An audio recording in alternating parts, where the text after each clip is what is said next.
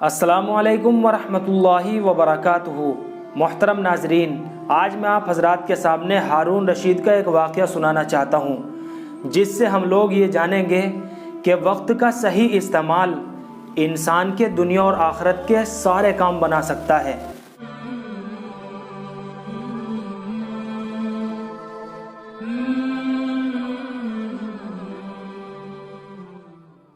تو چلیے میں اس واقعے کی طرف بڑھتا ہوں۔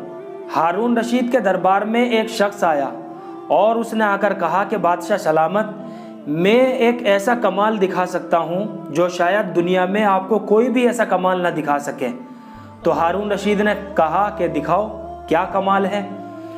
تو اس شخص نے فرش پر ایک سوئی گاڑ دی اور دور جا کر کے کھڑا ہو گیا، اور پھر اس نے اپنے ہاتھ میں ایک دھاگا لیا اور دور سے اسے پھینکا تو وہ سوئی کے ناکے کے اندر سے پار ہو گیا۔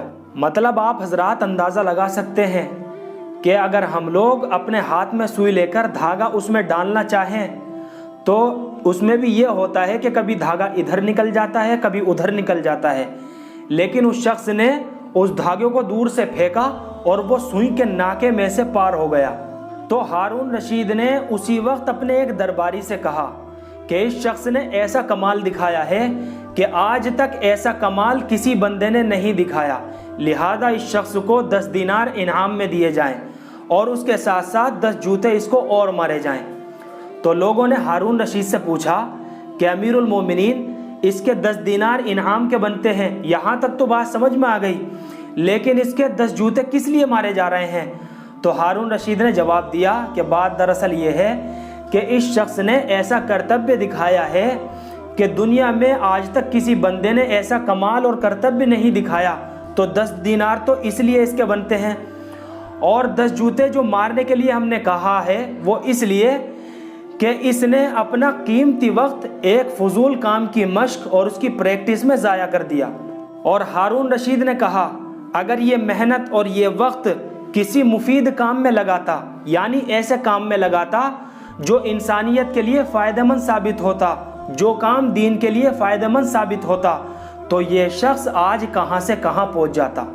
اور ظاہر ہے کہ یہ کمال اور یہ ہنر اس نے حاصل کرنے کے لیے مہینوں کا اپنا وقت خرچ کیا ہوگا، لیکن دور سے سوئی کے اندر دھاگا ڈال دینا، اس میں کیا فائدہ ہوا؟ نہ تو دنیا کا فائدہ ہے اور نہ آخرت کا فائدہ ہوا۔